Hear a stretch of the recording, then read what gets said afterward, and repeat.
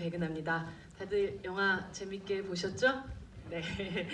늦은 시간에도 불구하고 이곳에 앉아 계신 분들과 전국 17개 CGV 극장에서 스크린으로 일랑 CGV 스타 라이브 톡을 지켜보고 계신 모든 분들에게 감사드립니다.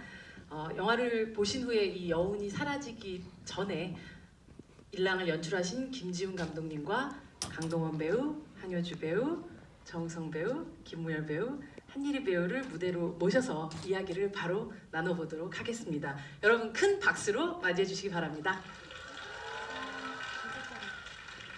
박수 부탁드려요. 네.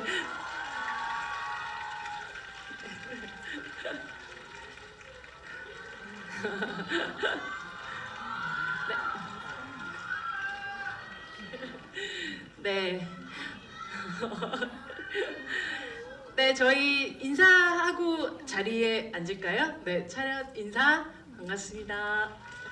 네, 자리에 앉으시기 바랍니다.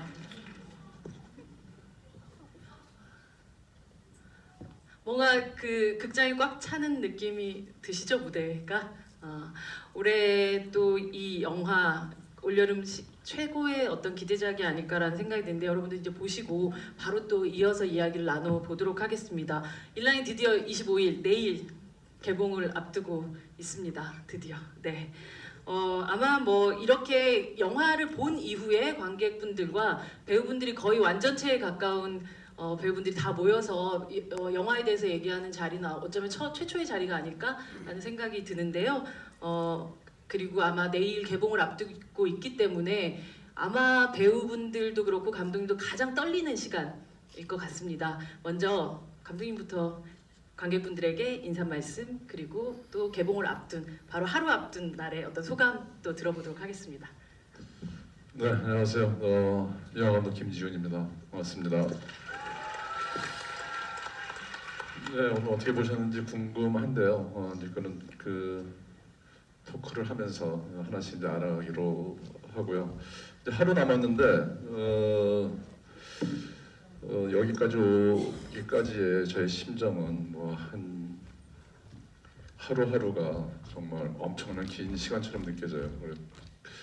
마치 여러분들의 심판을 기다리는 어떤 사람처럼 정말 내일이 본격적으로 시작하는 내일이 심판의 날 같이 느껴지시는 건가요? 예, 그렇죠. 네.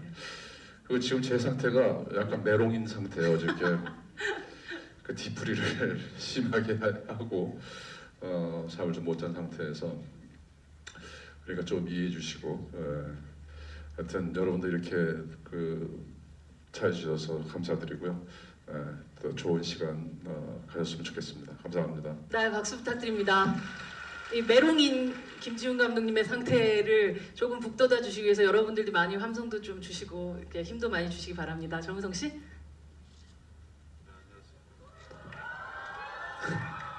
네, 아직 마이크를 끄고 인사드리네요.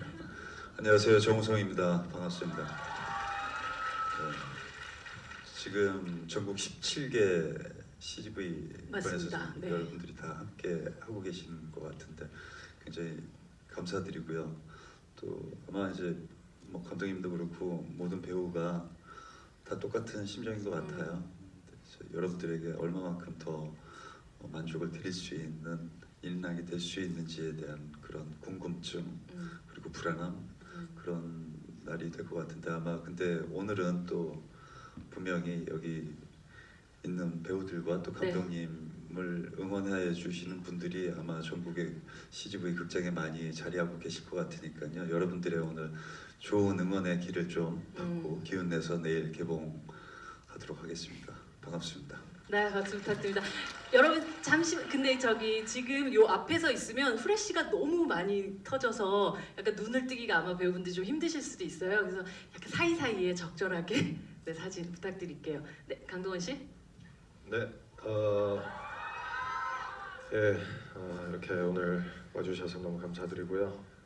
오늘 영화 어떻게 보셨는지 궁금하고 드디어 정말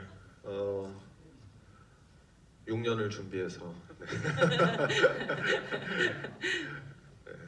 감독님이랑 처음 이제 영화 이거 하기로 했을 때가 2012년 중순경이었는데 이제야 개봉을 하게 됐습니다. 또 되게 감회가 새롭고 와주셔서 감사드리고 오늘 즐거운 시간 됐으면 좋겠습니다. 네, 박수 부탁드립니다. 네, 한유주 씨. 네, 안녕하세요. 한유주입니다. 이렇게 만나 뵙게 돼서 너무너무 반갑습니다. 네, 저도 내일 이제 정말 긴 시간 동안 모두가 한 마음으로 열정을 갖고 열심히 찍은 영화 인랑이 개봉하게 돼서 너무너무 떨리고 설레기도 하고 또 정말 어떻게 보실까, 어떻게 여러분들께 다가갈까 굉장히 긴장도 많이 되고 하는데요. 아무쪼록 좋은 영화로 다가갈 수 있으면 좋겠다고 생각하고 있어요. 네, 오늘 이렇게 만나 뵙게 돼서 너무 반갑고요. 오늘 좋은 시간 가졌으면 좋겠습니다. 감사합니다. 박수 부탁드립니다. 네, 한예리 배우님. 네. 네, 안녕하세요. 한예리입니다. 네, 영화 어떻게 재밌게 보셨나요? 아이고, 감사합니다. 내일 개봉이라서 사실 되게 많이 긴장도 되고 여러분들께서 어떻게 영화를 보셨을까 그 생각이 제일 많이 들어요.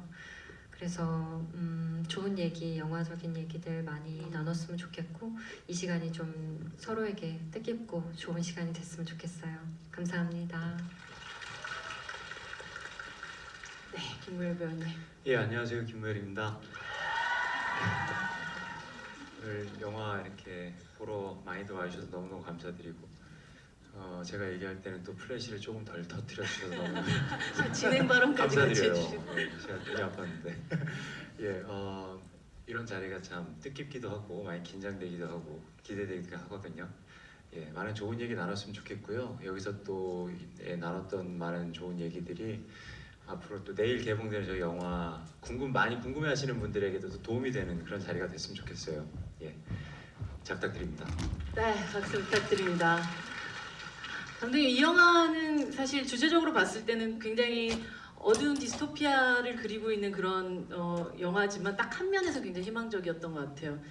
60년대에 세상에 태어나신 감독님이 70년생생, 80년대생, 90년대생 각 세대 대한민국 남성의 가장 이상적인 모습을 가진 배우들을 캐스팅해서 2029년의 미래를 배경으로 해서 영화를 주인공으로 배치를 시켰다는 건 뭔가 대한민국의 미래가 그나마 조금 희망을 가지게 될 수 있는 어떤 유토피아로 그리고 싶지 않았나라는 그런 생각이 들고, 영화를 이미 본 관객들이니까 마지막에 어쨌든 이 DNA까지 있는 아이까지 등장을 시킨 그런 느낌이어서 이렇게 미래에 대한 희망의 한 조각을 관객들한테 주시지 않았나라는 생각이 듭니다.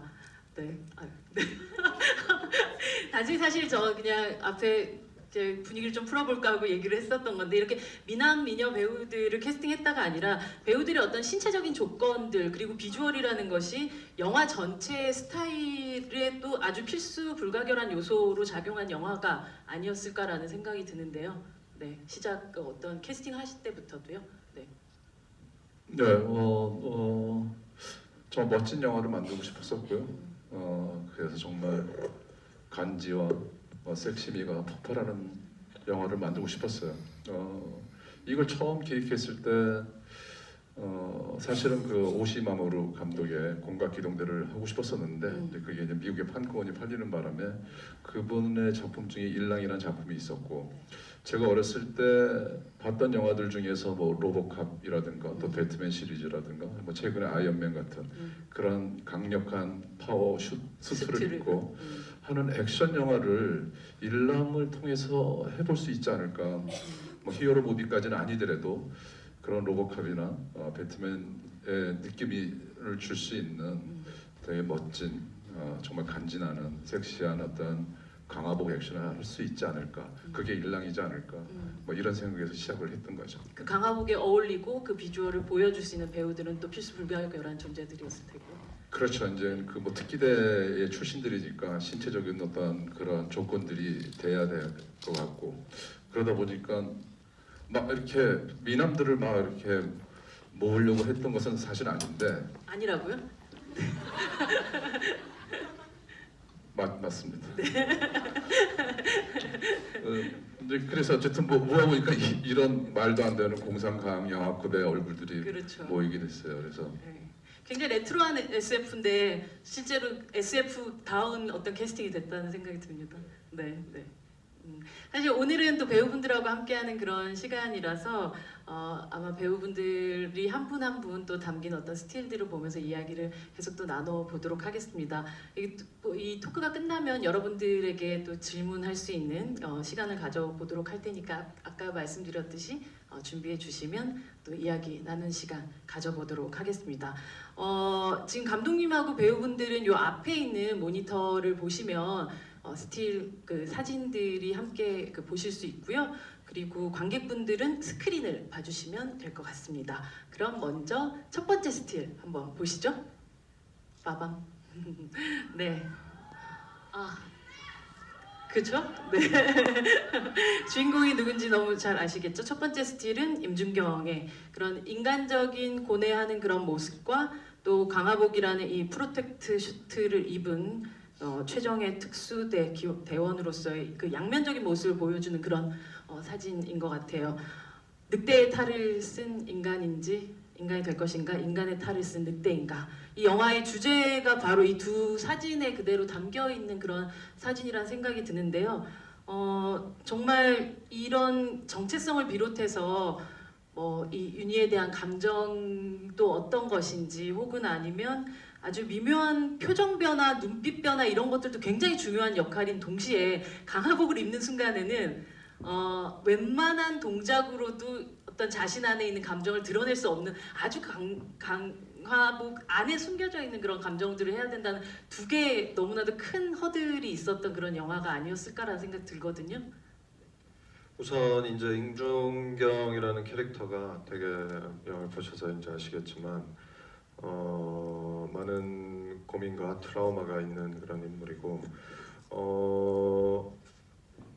영화상의 이제 대사에서도 알 수 있듯이 이제 임준경은 인간이지만 늑대로 살아가기를 조직 안에서 강요받고 그리고 그렇게 그로 인해서 이제 좀 인간으로서의 고뇌와 이제 여러 가지 갈등이 있는 그런 인물이고 네. 그러면서 이제 강화복이라는 그 마스크를 쓰는 순간 그때부터는 정말 이제 짐승이 되어 버리는 그런 그런 슬픈 캐릭터라고 할 수 있죠. 근데 그 안에서 아무리 무언가를 해도 이게 강화복 바깥으로 드러나지 않을 수가 있기 때문에 배우로서는 사실 이게 손 한 번 움직이는 거나 아니면 얼굴에 눈썹 한번 바꾸는 것도 굉장히 큰 감정을 원래는 전달할 수 있는 거잖아요. 근데 이번에는 그렇기가 힘든 부분들도 있어요. 사실 강화복을 입어도 어쨌든 안에서 움직이는 건 저니까요. 그게 다른 액션 팀이 하면 그게 같지가 않더라고요. 그게 사실 저는 제가 영화를 찍으면서 액션을 찍을 때 대역을 웬만하면 많이 안 쓰려고 하는 게 어쨌든 저는 액션도 감정이라고 생각을 하고 액션도 영화 안에서 어떤 감정을 표현하는 수단 중에 하나라고 생각하는데 그게 뭐 꼭 감정씬만이 감정이 아니라 네. 그 움직임 자체도 다 감정이라고 생각을 해서 확실히 저도 이제 강화복을 입었을 때는 조금은 표가 나지 않지 않을까라고 생각을 했지만 그래도 움직임으로 감정을 표현하는 데 있어서는 확실히 다르긴 하더라고요. 많이 달랐었고 그리고 그 고개의 각도에서도 그 인물의 감정이 느껴지는데 예를 들어 뭐 좀 미안한 얘기지만 그 제 스턴트하는 친구한테 예를 들어 고개를 돌려 이러면 그 친구야 뭐 이제 감독님 디렉션이 그냥 고개 돌려면 이렇게 돌리기만 하니까 이게 어쨌든 타이밍에서 그 장면 컷에서 그 느낌을 살릴 수가 있는 장면들이 있는데 그런 것들은 확실히 제가 직접 하는 게 훨씬 효과적이었던 것 같아요. 네. 감독님은 사실은 그 가장 가까운 카메라에서 모니터에서 그 움직임의 차이들을 가장 많이 느끼셨던 분이실 것 같아요. 강동원이란 배우가 그 안에 들어갔을 때 보여주는 어떤 이 퍼포먼스의 다른 지점들 같은 것들은 어떤 거였나요? 네, 글쎄요. 그러니까 저도 그게 되게 신기했어요. 저도 그 수많은 배우들과 20년 가까이 이제 영화를 연출해 왔었는데, 그 모니터에서 이제 그 어떤 위험한 장면이 있어서 네. 그 스턴트맨 하는 것을 이렇게 보고 있으면 이제 강동원 옆에서 이제 같이 보고 있다가 내가 이제 액션하고 이제 움직인 것을 본 다음에 뭔가 이렇게 뭐 안 차오면 동원아 네가 한번 해야 되겠다. 꼭 다시 한번 더 시켰던 것 같아요. 그러니까 그게 되게 신기한 게 그런 강화복 안에 입고 아무 그게 감춰져 있는 건데 그런데도 불구하고 동원 씨가 했을 때 그 태가 좀 다른 느낌이 오는 게 있거든요. 그리고 이제 나중에 그 동원 씨를 통해서 얘기를 들었는데 어떤 각도, 그러니까 안에서도 되게 연기를 하고 있더라고요. 그러니까 입을 크게 벌렸을 때 어떤 각도가 나오고 턱을 어떻게 했을 때 어떤 그 표정이 그 강화복 밖에 어떤 그 어떤 정서가 전달되고 네. 이런 걸 다 하고 있더라고요. 그래서 무척 놀랬던 기억이 나요. 그 안으로 조그만한 카메라를 좀 집어넣고 싶은 마음 같은 게. 사실 이제 그게 굉장히 이게 뭐 영화적으로는 멋있게 보이려고 했지만 그 어쨌든 강화복으로 감정을 표현하려고 했던 건데 사실 네. 안은 굉장히 우스울 때가 많았어요. 왜냐하면 예를 들자면요. 예를 들면 이게 여기에 파이프 같은 게 연결이 돼 있으니까 호스가 연결이 돼 있으니까 얘가 이렇게 고개를 돌리면 이게 호스 때문에 이게 돌아가요. 약간 돌아가서 이게 각이 잘 안 나오는 거예요. 그러면 이쪽으로 돌릴 땐 제가 턱을 이렇게 돌리니까 그래야지만 그 얼굴 각이 딱 나오는 거예요. 그래서 그걸 가지고 그리고 이게 약간 움직여요. 이렇게 움직이기 때문에 되게 무섭게 이제 뭐 감정을 표현할 때는 고개를 숙이고 턱을 앞으로 이렇게 내밀면 이게 딱 각이 만들어져요. 네, 그런 연기를 하고 있었습니다. 약간 안에서. 수면 위의 백조 같은 그런 예. 연기를 하셔야 돼요. 안에서는 사실 그러고 있었어요. 생각해 보면 15년 전에 찍었었던 그 늑대 유혹이라는 제목은 일랑을 위한 어떤 아주 엄청난 예언과도 같은 제목이라는 생각이 드네요. 사실 누군가가 또 늑대 역할을 했다고 이러셔가지고 무슨 얘기를 하는 거지 했었는데 얼마 전에 그 질문을 받고 그것도 그러네 싶더라고요. 네. 그때부터 내가 점을 찍고 있었어요. 감독님의 진짜 긴 어떤 플랜을 느낄 수 있는 그런 영화였다는 생각이 듭니다. 저희 두 번째 장면 토크 장면 스틸 토크를 해볼 텐데요. 두 번째 스틸 보여주시죠. 네, 한유지 씨의 놀라운 변신입니다. 네, 예쁘죠? 네. 이윤희를 연기한 한유주 씨의 스틸인데요.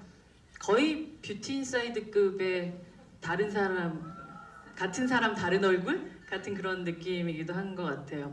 오른쪽 그 스틸을 보면 이제 총기를 사용을 하는데 사실 액션이 나올 거라고 생각을 전에 이제 예고편이나 이런 것만 봤었을 때는 이런 반전이 기다리고 있을 거라고 사람들이 생각을 좀 못했을 것 같다는 생각이 드는데요. 사실 한국에서 여성 배우들이 장르 안에서 이런 총기를 사용한다거나 이런 방식 액션을 할 기회가 그렇게 자주 있지는 않잖아요. 네, 이번에 또 이런 일랑이라는 영화를 통해서 총을 쏘고 또 액션을 했던 어떤 경험은 어떤 즐거움을 주었나요? 네, 사실 근데 제가 했던 액션은 감히 액션이라고 네. 말을 할 수 없을 정도의 짧은 부분이어서 되게 송구스럽고요. 여기 앉아 계신 모든 분들께서 너무나 화려한 액션을 해주셨기 때문에 저는 사실 아무것도 아닌데 이렇게 나와서 되게 민망하네요. 하지만 이 안에서 보면 이 윤희라는 사람이 대체 누구를 원망해야 되냐라는 네. 그런 이야기를 할 만큼 실제로 이 영화가 끝나고 나면 가장 측은한 마음이 많이 드는 그런 캐릭터였던 것 같아요. 네, 그런 것 같아요. 이윤이라는 캐릭터가 좀 많이 복합적이면서도 좀 혼란스러운 캐릭터인데 하면서도 제 스스로 이윤이라는 캐릭터에 굉장히 연민을 많이 느꼈던 것 같고 이제 보시는 분들도 이 윤이라는 캐릭터를 공감하고 잘 따라와주고 좀 연민을 같이 느껴주셨으면 좋겠다라는 바람으로 늘 굉장히 열심히 연기하려고 했던 것 같습니다. 마지막에 인상이 그렇더라도 영화가 진행되는 상황에서는 자기 어떤 마음을 가지고 있는지 좀 들키지 않아야 되는 또 숙제가 있잖아요. 네, 여러 가지 모습을 가지고 있잖아요. 그쵸? 네. 네, 어디까지 말씀을 드려야 될지 잘 영화 다 모르겠- 보신 분들이니까. 아 그래요? 괜찮아요. 네, 네, 이제는 다 말할 수 있어요. 아, 네. 네, 스파이 역할이기 때문에 그쵸. 그런 모습도 보여드려야 하고 또 내적으로 또 어떤 한 남자를 만났을 때 흔들리는 그런 갈등도 보여줘야 하고 어디가 진심이고 어디가 진심이 아닌지 저조차도 헷갈리게 되는 그런 캐릭터였던 것 같은데요. 네, 표현하기가 쉽진 않았던 것 같아요. 네, 감독님께서 굉장히 많은 부분 도움을 많이 주셨고 저도 감독님의 디렉션에 따라서 잘 표현해내려고 노력을 많이 했던 것 같습니다. 아까 뭐 다른 분들에 비하면 액션 아무것도 아니라고 말씀을 하시긴 했지만 네. 그래도 그 순간에 이렇게 살짝 보여주는 그 어떤 느낌 같은 것들이 네. 이 윤이라는 캐릭터의 또 전사들을 생각해 보면 굉장히 짧은 순간이라도 자연스러워야 된다라는 네. 부담감 같은 게 있으셨을 것 같아요. 근데 저는 좀 괜찮게 한 것 같아요. 아니 저 근데 총이 여자들이 네. 총을 쏠 때 눈을 깜빡거리거든요. 아 보통. 눈을 깜빡거린다고. 네. 근데 한효주 씨도 그렇고 밀정의 한재민 씨도 그렇고 네. 총을 쏠 때 눈을 깜빡거리지 않더라고요. 오. 이거 대단했어요. 이게 한시 여자들이 좀 그런가?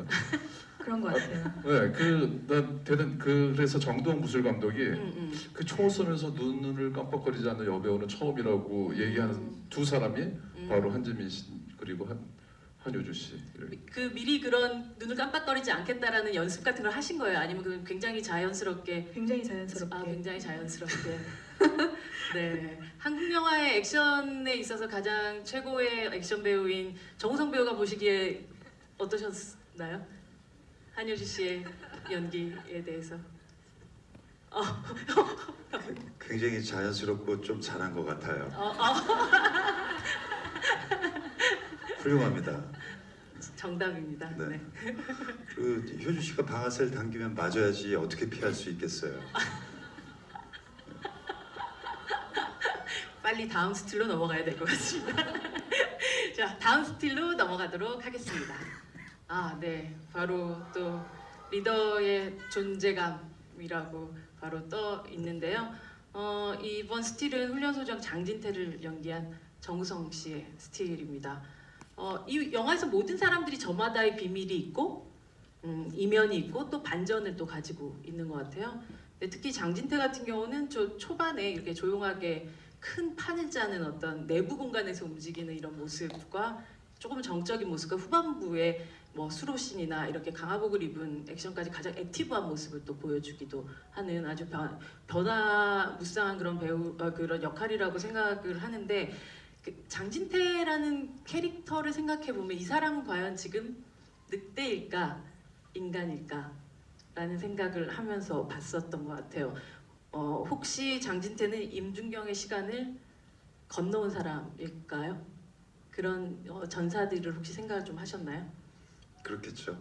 아무래도 이제 그 특기대 내에 인랑이라는 비밀 조직을 이끌고 있는 리더이기 때문에 어떻게 보면 이제 각 그 세대와 그리고 인물별로의 그 연관성이 있잖아요. 네. 누군가가 지나갔던 시간을 지금 누군가는 살고 있는 거고, 그러니까 인랑 안에서는 이제 장진태가 지나온 시간을 지금 임준경이 살고 있는 거고, 그렇기 때문에 먼저 살았기 때문에 임준경을 다 이해한다라는 착각을 하는 거고, 근데 각자가 갖고 있는 개인의 그 인격과 그리고 자아는 다르잖아요. 그 안에서의 이해 충돌이 있을 수 있는 거고, 근데 어떤 집단이라는 그 조직 안에서는 그런 그 개인의 인격과 그 자아에 대한 어떤 본분을 찾고자 하는 그런 어떤 개인 스스로의 그 본능적인 감정을 용서하지 않는 거잖아요. 그러니까 어떻게 보면 이제 장진태라는 인물은 그런 임준경이 지나왔던 시간을 이미 지나오면서 스스로의 타협점을 찾고, 그리고 이 조직 안에서 이제 대의라는 명분을 가지고 앞으로를 지향점을 잡고 나가는 사람인데, 그 안에서도 많은 그 고민과 갈등이 있었을 거예요. 그렇기 때문에 또 이제 이 영화 후반부에서 임준경한테 이제 질문을 하잖아요. 너 도대체 왜 그러니? 근데 아마 이제 장진태 과거의 시간에 자기 스스로에게 굉장히 많이 했던 질문이었을 수도 있을 것 같아요. 그리고 그런 임준경은 이제 어떻게 보면은 그 본분 자기 스스로, 그러니까 나라는 사람을 찾고 내가 하고자 하는 나로 돌아가겠다라는 어떤 의지, 용기를 보인 사람이고, 장진태는 그러지 못했던 사람이고, 그렇기 때문에 장진태 역시도 그런 마지막에 임준경을 보면서 또 다른 성장을 하는 인물이 아닐까라는 생각이 듭니다. 네. 사실 감독님과는 또 정우성 배우와는 놈놈놈 이후로 거의 10년 만에 또 다시금 만나게 됐는데요. 임준경의 시간에 거의 만나지 않았을까라는 생각도 들기도 하고, 그 다시금 만난 그 정우성이란 배우는 10년 동안 정말 또 많은 변화들이 있었을 것 같다는 생각 들거든요. 현장에서 어떤 느낌 많이 받으셨나요? 더 잘생겨졌겠죠. 아, 근데 그럼요. 그건 뭐.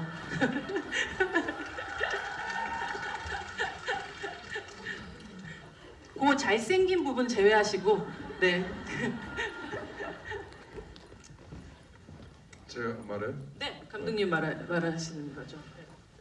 더 잘생겨졌었고요. 그러니까 밖에서 이제 놈놈놈을 끝나고 그 우성 씨랑은 이제 선물이라는 단편을 김하중 씨랑 같이 한 적이 있었어요. 그러셨죠. 네. 그래도 어쨌든 10년이죠. 10년에 밖에서 이제 그 우성 씨를 볼 때 난 어떤 한 사람이 떠올랐어요. 조지 클루니라는 배우가 떠올랐어요. 그쵸. 그 배우가 그냥 전형적인 미남 배우여서 성격파 배우로 바뀌고, 그리고 어쨌든 그 사회적인 발언이나 정치적 올바른 어떤 그 생활을 추구하고 있으면서 그냥 표면적으로 잘생긴 상태에서 뭔가 그 점점 이렇게 나이를 먹으면서 더 신뢰를 주는 얼굴로 바뀌는 그런 사람이라고 생각이 들었고, 그런 배우라고 생각이 들었고, 근데 정우성 씨가 저는 그렇게 조지 클루니처럼 그렇게 바뀌어가고 있지 않나. 정말 잘생긴 얼굴에서 삶이 잘생겨지고 멋진 사람으로 바뀌어가고 있지 않나라는 생각을 하게 됐어요. 그래서 이번에 이제 여태까지의 정우성 씨와의 연기와는 다른 것을, 그런 데서 느껴지는 어떤 관록과 중후함을 이 장진태라는 인물을 통해서 한번 부여하고 싶었던 욕구가 생겨서 10년 만에 더 잘생겨진 우성 씨와 같이 작업을 하게 됐던 거죠. 저는 한 3, 4년 전에는 정우성 씨가 되게 조지 클루니 같다고 생각했는데, 지금 조지 클루니를 좀 뛰어넘고 있는 느낌 같은 것도 좀 받게 되는 것 같아요. 어떤 방향적으로 봤었을 때는 어떤 스타에서 지금 굉장히 또 다른 방식의 행동들을 또 하시고 계시지만, 정말 이제는 한국에서 유일한 어떤 조지 클루니랑 비교할 수 없는 어떤 시기가 되지 않았나라는 생각이 듭니다. 네, 다음 스틸로 넘어가도록 하겠습니다. 갑자기 네. 네, 바로 이 스틸은 공안부 차장 한상우를 연기한 김무열 배우의 스틸인데요. 임준경과 한상우가 얼마나 이 영화 안에서 존재감을 제대로 나누어 가질 수 있느냐가 이 영화 전체의 균형감과도 연결되는 만큼 중요한 역할이었다라는 그런 생각이 들어요. 그 임준경을 향한 한상우의 가장 핵심적인 감정은 무엇이었을까? 그걸 어떻게 파악을 했을까가 굉장히 궁금하기도 했었고, 그 감정의 변화들이 어떻게 또 진행이 됐을까도 궁금하기도 했었어요. 예, 그 쉬운 거를 아니, 어렵지 않게 쉽게 생각하려고 좀 생각을 했고요. 감독님의 뭐 디렉션 도움 말씀 중에 옹심이라는 단어도 저의 뇌리 속에 깊이 박혀 있었고요. 같이 이 피해 금요일이라는 그 트라우마를 겪게 되는데 한상우는 거기서 조직에서 나오게 되죠. 그리고 다른 조직을 선택하게 되고요. 네. 본인이 그 트라우마를 이기지 못했다라고 인정하고 싶지 않았다라고 생각을 개인적인 해석을 했고요. 그럼에도 불구하고 그 공안부에서 이제 5년 만에 1차장으로 올라가는 그 승진가도를 달리게 되는데 그 안에서도 엄청 치열하게 거기까지 올라갔었고, 어느 정도까지 올라가게 되니까 이제 자신이 느껴졌을 것 같아요. 그 조직 안에서 더 이상 올라갈 수 없는 한계라던가 예, 그 조직의 그 차가움 같은 것들이 느껴졌었고, 거기에 이 임준경이라는 존재는 남아 있거든요. 특기대에 네. 그런 트라우마를 겪으면서도 네. 힘들어하는 걸 한상호가 뻔히 알고 있는데 음. 끝까지 남아서 있는 임준경을 이제 계속 의식할 수밖에 없는 거죠, 한상우는. 그래서 어느 순간에는 그 트라우마를 이겨내지 못하는 그 거울 속에 나 자신을 보는 듯한 느낌이었던 것 같아요, 임준경이라는 존재가. 예, 그래서 인정하고 싶지 않고 바라보고 싶지 않은데 거기에 계속 그렇게 남아 있는 임준경이 예, 꼭 그 트라우마가 시작된 그 날에 그때부터의 나 자신 모습이었던 것 같아서 예, 그렇게 적으로 이렇게 점점 변해가지 않았나라는 생각이 들더라고요. 임준경을 향한 어떤 그 감정의 상태들이 조금 더 말 그대로 친구에서 적으로 넘어가는 어떤 국면 같은 거를 좀 미리 이렇게 여기서 하면서 이렇게 조금 체크해 놓고 조금 더 이렇게 증폭시켜 나갔던 편이세요? 사실 출발점은 아예 이제 반대 시점에서 생각을 어느 정도 마음을 먹고 갔고요. 네네. 예, 뭐 그 마음을 먹었다고 해서 뭐 아예 적으로 시작했다는 건 아니고 적으로 인정하고 싶지 않은 상태에서 시작을 했다. 그리고 예, 그게 맞는 것 같아요. 적으로 인정하고 싶지 않은 상태에서 시작해서 정말 적이 되는 예, 상태. 그러면서 이제 자기 자신을 어쩔 수 없이 이제 거울 속에 나 자신을 보게 되는 거죠. 예. 두 분은 사실 약 한 살 정도 차이 나는 또래시기도 하잖아요. 제가 동생입니다. 네. 잘 알고 있는데 굳이 그렇게 또 얘기하시는. 아니 이게 정말 매번 얘기할 때마다 많은 분들이 놀라셔가지고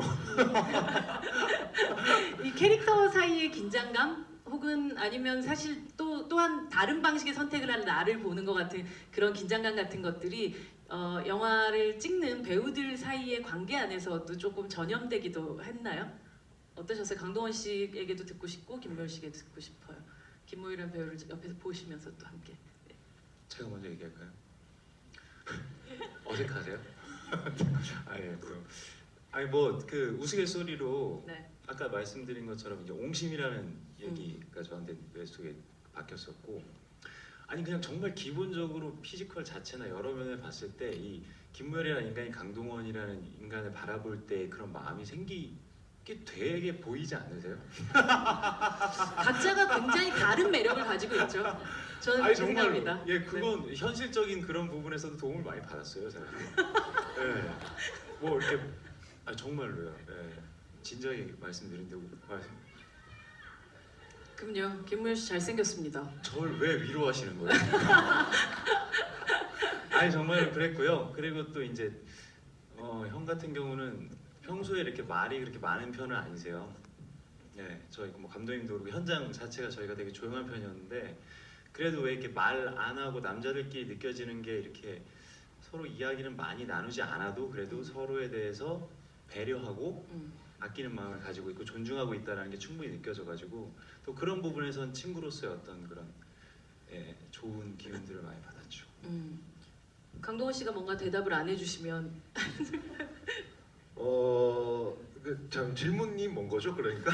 그래서 영화 속 캐릭터의 어떤 네. 긴장감 같은 것들이나 네. 서로가 굉장히 또 닮아 있고 다른 선택을 하는 이런 그렇죠. 것들이 또 전염됐나 하는 거였죠. 네, 일단 뭐 임준경이라는 캐릭터랑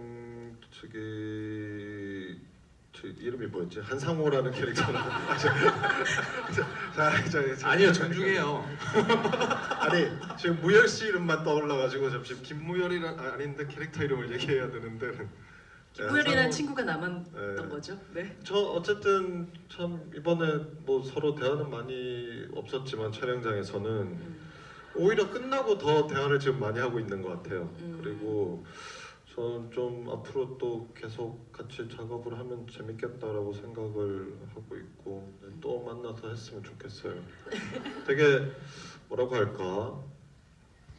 그냥 즐거웠습니다. 네, 진짜 사실 이게 뭐 남자들끼리도 막 있으면 서로 막 좀 욕심내고 막 이러는 때도 있거든요. 근데 그런 것도 전혀 없이 그냥 각자 자기 거 열심히 하고 뭔가 좀 신뢰하는 관계가 아니었나라는 생각이에요.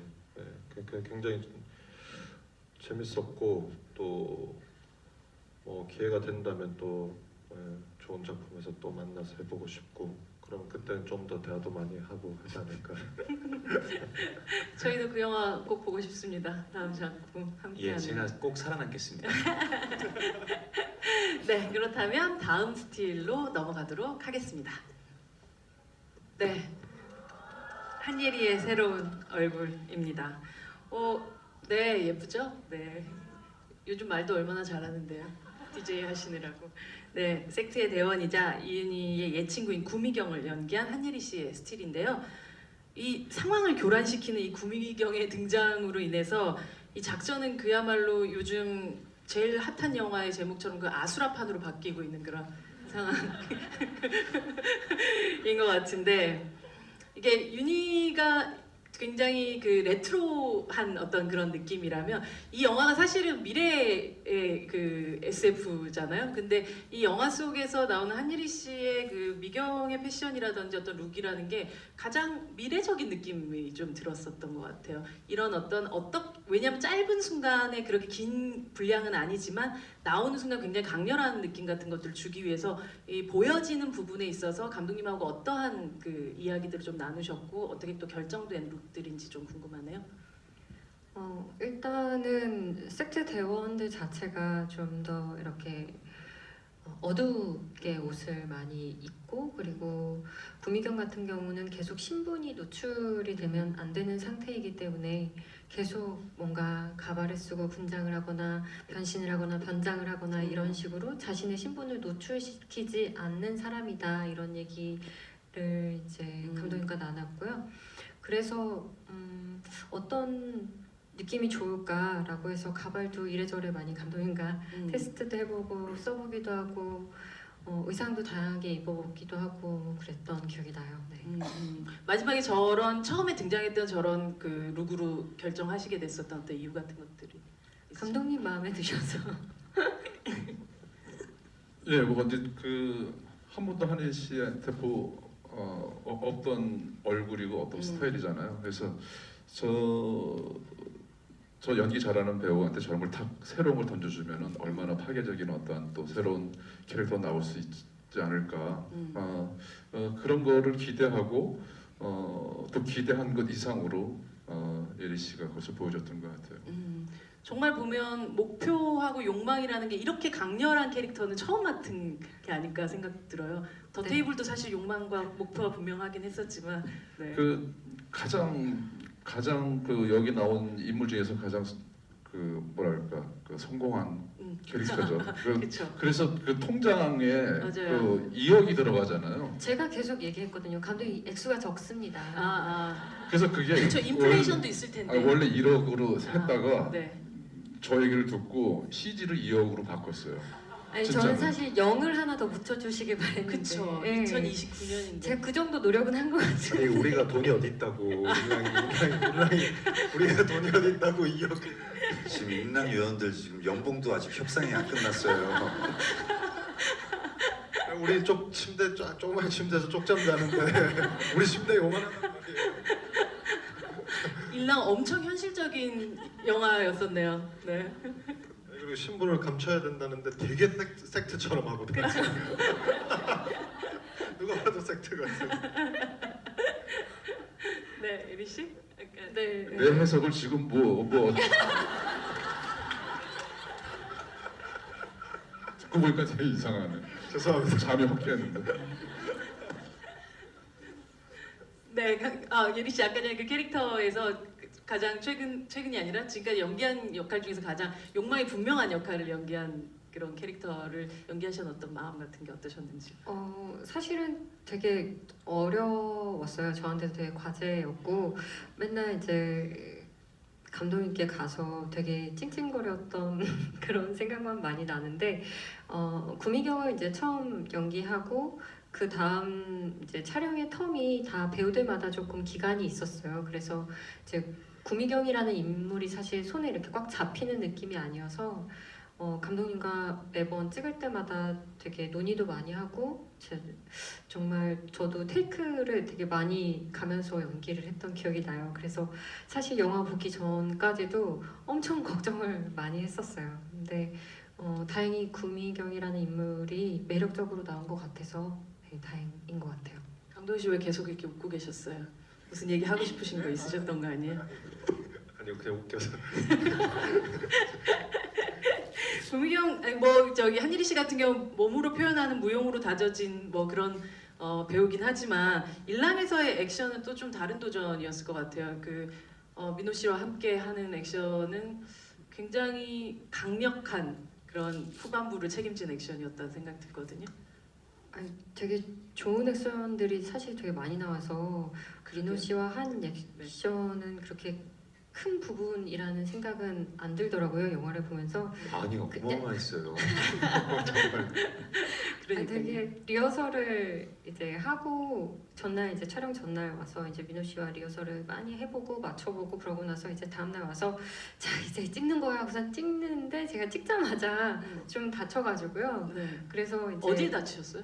그때 코뼈가 부러져가지고 사실 이렇게 너무 열심히 못했던 게 되게 마음에 많이 남아요. 괜히 민호 씨한테도 좀 염려를 끼친 것 같고 스태프들도 감독님도 뜻하지 않게 되게 너무 당황스러운 일이 벌어진 거잖아요. 그래서 좀 죄송스럽더라고요. 오히려 근데 다행히도 그 이후 촬영은 또 취조실이어서 이게 뭔가 되게 분장을 안 해도 되게 잘 분장 안 한 거예요. 열심히 못해서 미안하다고 네. 그렇게 본인은 말하는데 굉장히 열심히 하신 거죠. 저 이제 취조실 촬영을 갔는데 이 콧잔등이 정말로 약간 부어 있더라고요. 근데 이게 분장으로 만든 것 같지가 않아요. 그래서 왜 그러냐고 그랬더니 엊그제 액션 촬영하다가 사고가 있었다고 빨리 병원 가야 되는 거 아니냐고 그랬더니 이 취조실 촬영하고 가야 될 것 같아서 참고 있다라고 하더라고요. 근데 그거는 네. 그 놈놈놈 때 생각도 나네요. 네. 오송 씨가 그 왜 놈놈놈 보면 밧줄을 타고 막 빙 돌면서. 그렇습니다. 누구도 네, 시키지 네. 않았지만 근데 그때 그게 밧줄 잡았을 때 사실 팔이 부러진 상태였었거든요. 그래서 그러고 이거 내가 왜 이렇게 지금 내 무덤을 타고 있는. 하여튼 그 생각이 막 났어요. 네. 근데 뭔가 부상을 입었을 때도 계속 카메라 앞에 쓰는 가장 큰 힘은 뭔가요? 배우로서. 무슨 힘이었어요? 그냥 이거를 지금 찍지 않으면 돌이킬 수 없기 때문에 그랬던 것 같아요. 네. 그때 놈놈놈 때도 그러셨나요? 그때 찍지 않으면 돌이킬 수 없었던 그런 느낌이었어요. 오늘 주로 그냥 갖다 붙이는 방식으로. 네, 그러면 저희 또 다음 스틸을 보도록 하겠습니다. 보여주세요. 네. 이번 스틸은 불꽃 카리스마 김철진을 연기한 최민호 씨의 스틸인데요. 아쉽게도 오늘 이 자리에는 함께 하시지 못하셨지만 이 특기대의 에이스인 이분을 빼놓고 얘기를 할 수는 없을 것 같아요. 없지만 여기는 안 계시지만 저희 같이 이야기를 나눠보도록. 제가 일본에 출장 좀 보냈어요. 그러게요. 오늘 일본 공연 때문에 함께 하시지 못했는데 사실 장진태 신복이기도 하고 또 임준경의 어모조로서 또 맹활약을 한 그런 캐릭터였는데요. 사실 그간의 한국 영화계가 최민호라는 배우를 활용했던 방식으로 보면 조금 더 해사한 미남의 청년으로 좀 많이들 활용을 했었던 것 같은데 이번에서 이 김철진이라는 역은 그런 어떤 혜택을 일부러 굉장히 좀 배제한 느낌 같은 것들이 들었는데 감독님. 네. 그러니까 저 최민호 군이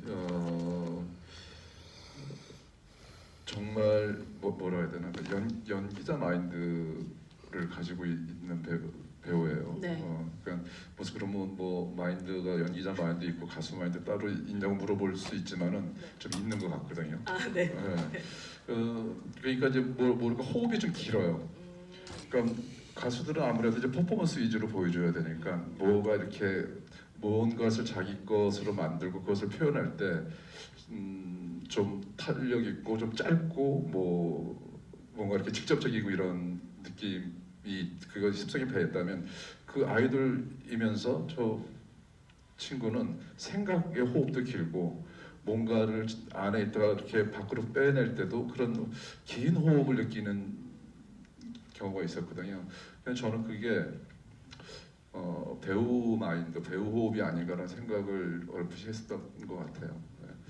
그리고 이제 그 예리 씨도 그렇고 또 민호 씨도 그렇고 이렇게 이 영화에서 이제 비타민 같은 또 감초 같은 그런 역할을 하잖아요. 그래서 저는 이제 그 배우의 기용을 할 때 어디서 아이디어를 어떤 느낌으로 쓰냐면은 그 축구나 야구를 할 때 그 왜 후반전에 교체 선수들 대타를 보내잖아요. 약간 감독이 뭔가 안 풀릴 때, 뭔가 판도를 바꾸고 싶을 때, 그때 투여하면서 어떤 그 게임의 흐름을 확 바꿔놓잖아요. 그런 역할들이 바로 예리 씨고 민호 씨가 아니었나. 그래서 영화의 어떤 그 판도와 활력과 뭐 그런 에너지를 순식간에 이렇게 중폭시킬 수 있는 그런 역할을 두 분이 너무나 잘 해주신 것 같은 생각이 들었어요. 두 배우가 비타민이라면 정우성 씨는 어떤? 마그네슘? 마그네슘요? 아, 마그네슘을 먹어야 되는. 네, 네. 네, 마그네슘이 부족하면 이게 눈이 떨려요. 꼭 필수 영양분입니다. 아니 사실 이런 굉장히 미모를 가지고 있는 이런 배우들 같은 경우는 여기 계신 분들도 다 아시겠지만 오히려 연기력이 폄하되는 경우들이 굉장히 많이 있죠. 이 분들의 미모에 가려서 사실 어쩌면 그 최민호라는 배우도 그냥 단순히 경력이 많은 선배님들하고 함께 했었던 영화 이상으로 자기가 앞으로 가야 될 어떤 방향성을 여기 계신 선배님들로부터 좀 그 힌트를 얻게 되는 그런 시간들이 아니었을까라는 생각이 드는데, 말하자면 이제 스타로 시작을 해서 이제 배우로 또 익어가려는 그 후배에게 조금 해주셨던 어떤 뭐 충고라고 하면 뭐 어드바이스라고 하면 너무 거창하고 약간의 조언 같은 것들이 있으셨는지 궁금합니다. 힘이 되는 이야기 같은 것들. 네. 글쎄요, 뭐 현장에서는 다 동료이기 때문에 네. 먼저 시작했다고 어떤 조언을 함부로 또 할 수도 없고요. 네. 다만 이제 그냥 제가 현장에 임하는 어떤 자세들을 저 친구가 어떻게 받아들이느냐가 중요한데, 민호군은 현장에서 이렇게 잘 관찰하고 그리고 자기가 좋아 보이는 것들을 자기 걸로 잘 만드는 것 같더라고요. 그리고 또 타고난 성향이 굉장히 감독님 말 맞다라 좀 이렇게 호흡이 길다라는 게 좀 진득한 면이 있더라고요. 그래서 현장에서도 이렇게 보면 이렇게 말로 어떤 자세를 포장하기보다는 그냥 행동으로 자기가 이 현장에 임할 수 있는 자세가 되어 있다라는 걸 이렇게 많이 보여줬어요. 그러니까 현장에서 굉장히 이쁜 후배고 동생이고 또 동료고, 그래서 아마 민호 군도 영화를 이제 계속해서 더 많이 할 거고 그런데 굉장히 좋은 또 남자 배우로 성장할 수 있는 큰 가능성이 있는 친구구나, 그런 걸 확인했던 것 같아요. 네. 그리고 현장에 올 때 되게 현장 오는 거 되게 좋아하는 느낌이 있거든요. 네, 그 민호가 현장에 오면은 네. 막 이렇게 이 현장에 와서 너무 좋다 이런 느낌을 막 이렇게 줘요. 저도 그 에너지가 되게 이쁘더라고요. 그래서 근데 그게 나한테만 주는 게 아니라 자신한테도 그것이 있었기 때문에 저런 어려운 연기들 또 새로운 어떤 모습을 보여주는 어떤 계기가 되지 않았나 생각이 들어요. 감독님 비타민이라는 말이 무슨 말인지 이제 정확하게 이해가 좀 되는 것 같습니다. 관객분들 질문하실 시간 바로 이어가도록 하겠습니다. 손